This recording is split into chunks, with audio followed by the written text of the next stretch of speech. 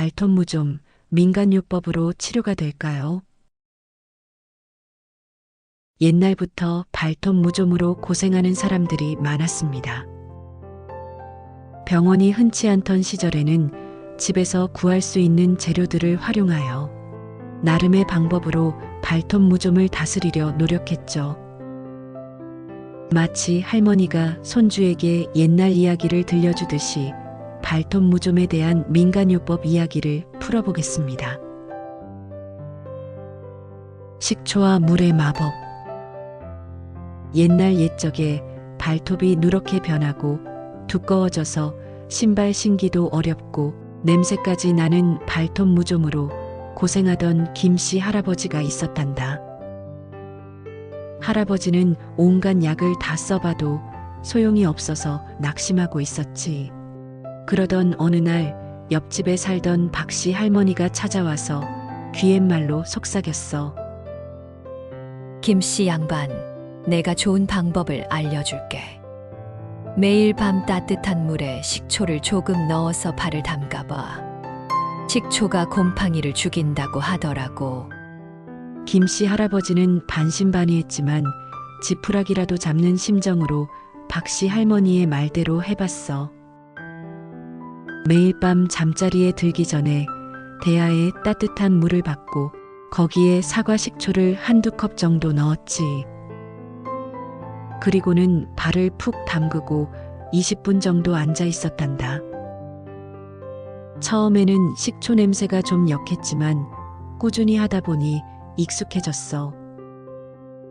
몇 주가 지나자 놀랍게도 김씨 할아버지의 발톱이 조금씩 깨끗해지는 것 같았어. 누런색이 옅어지고 두꺼웠던 발톱도 약간 부드러워지는 느낌이었지. 할아버지는 신이 나서 박씨 할머니에게 고맙다고 인사를 했단다. 하지만 이 방법은 곰팡이를 완전히 없애지는 못했어. 발톱이 좋아지는 듯 하다가도 조금만 소홀히 하면 다시 나빠지곤 했지.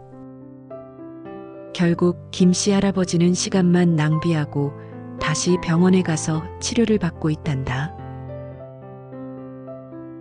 티트리 오일의 향기로운 유혹. 또 다른 마을에는 젊은 처녀가 있었는데 이 처녀도 발톱 무좀 때문에 여름에도 샌들을 신지 못하고 고민이 많았어. 어느 날 시장에서 약초를 파는 할머니를 만났는데 할머니가 이렇게 말했지. 아가씨, 발톱에 무좀이 있다고. 호주에서 온 신비한 기름이 있는데 곰팡이에 아주 좋다고 하더구나. 그 할머니가 말한 것은 바로 티트리 오일이었어. 처녀는 할머니의 말을 듣고 티트리 오일을 사서 집에 왔지. 그리고는 매일 밤 잠자리에 들기 전에 면봉에 티트리 오일을 묻혀서 발톱에 조심스럽게 발랐어. 티트리 오일은 향이 강했지만 왠지 모르게 마음이 편안해지는 느낌이었지. 몇 달 동안 꾸준히 티트리 오일을 발랐더니 처녀의 발톱은 확실히 좋아지는 듯 했어. 발톱 주변의 가려움증도 줄어들고 발톱 색깔도 조금 더 맑아지는 것 같았지. 처녀는 이제 여름에 예쁜 샌들을 신을 수 있겠다고 생각하며 기뻐했어. 하지만 티트리 오일도 만능은 아니었어. 곰팡이가 완전히 사라진 것은 아니었기 때문에 조금만 관리를 소홀히 하면 다시 발톱이 나빠지곤 했지. 결국 처녀는 피부과에 가서 레이저 치료와 약물 치료를 병행하고 나서야 발톱 무좀에서 완전히 해방될 수 있었단다. 마늘과 양파의 매운 도전. 아주 오래전 발톱 무좀이 심해서 걷기조차 힘들었던 농부가 있었어. 농부는 매일 농사일을 해야 하는데 발톱이 아파서 너무 힘들었지. 그러던 어느 날 이웃집 농부가 찾아와서 말했어. 여보게, 내가 예전에 발톱 무좀으로 고생할 때 마늘이랑 양파를 썼더니 효과가 좋았네. 이웃집 농부는 마늘과 양파를 으깨서 발톱에 붙이고 붕대로 감아두는 방법을 알려줬어. 농부는 반신반의했지만 워낙 고통스러웠기에 시도해보기로 했지. 매일 밤 잠자리에 들기 전에 마늘과 양파를 으깨서 발톱에 붙이고 그 위에 붕대를 칭칭 감았어. 며칠이 지나자 농부의 발톱 주변이 따끔거리고 붉게 변하기 시작했지. 마늘과 양파의 강한 성분 때문에 피부에 자극이 생긴 것이었지. 농부는 너무 아파서 결국 이 방법을 중단할 수밖에 없었어. 오히려 발톱 주변 피부가 더 상하게 된 것이었지.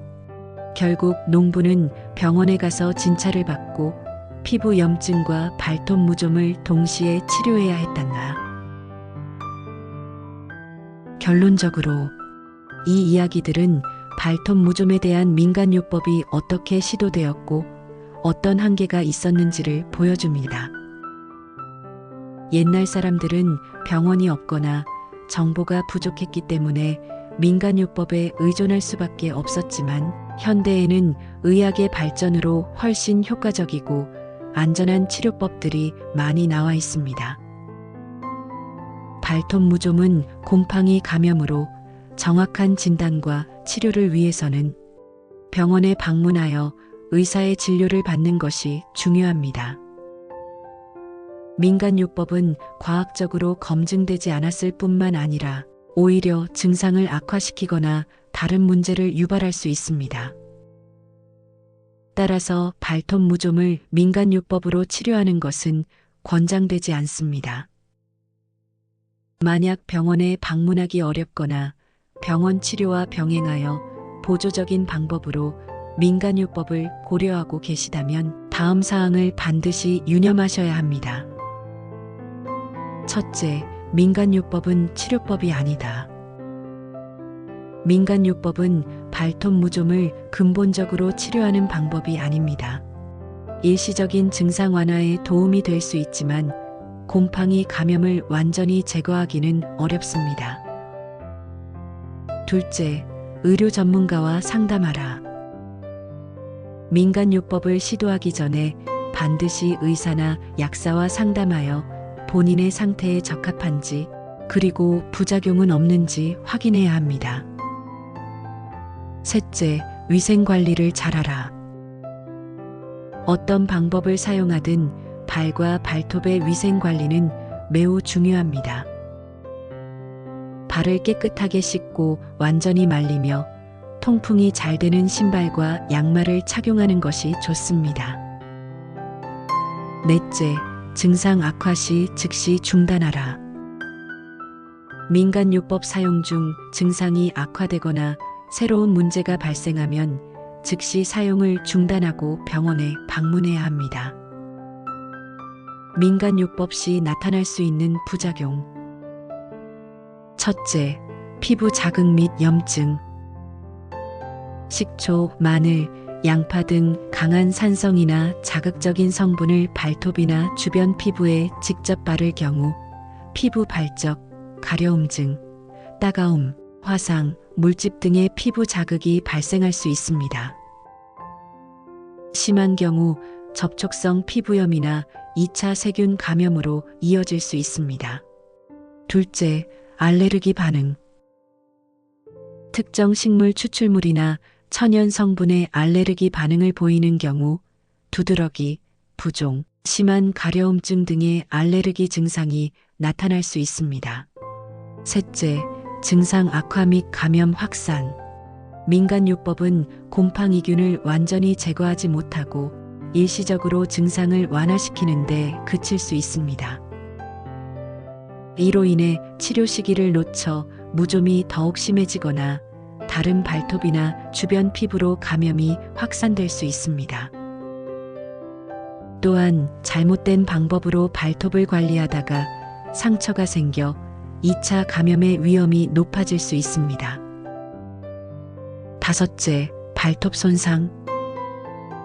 검증되지 않은 방법으로 발톱을 갈거나 뜯어내는 행위는 발톱을 손상시키고 발톱 변형, 통증, 출혈 등을 유발할 수 있습니다. 이는 오히려 곰팡이균이 침투하기 쉬운 환경을 만들 수 있습니다. 여섯째, 치료 지연 및 비용 증가. 민간요법에 의존하다가 적절한 치료 시기를 놓치게 되면 무좀이 더욱 심해져 치료 기간이 길어지고 결과적으로 더 많은 치료 비용이 발생할 수 있습니다. 발톱 무좀은 방치하면 다른 발톱으로 번지거나 심한 경우 통증과 염증을 유발할 수 있습니다. 따라서 발톱 무좀이 의심된다면 반드시 병원에 방문하여 정확한 진단과 적절한 치료를 받는 것이 가장 중요합니다. 민간요법은 보조적인 수단으로만 고려하고 항상 의료 전문가와 상담하는 것을 잊지 마세요. 여러분의 발 건강은 소중하니까요.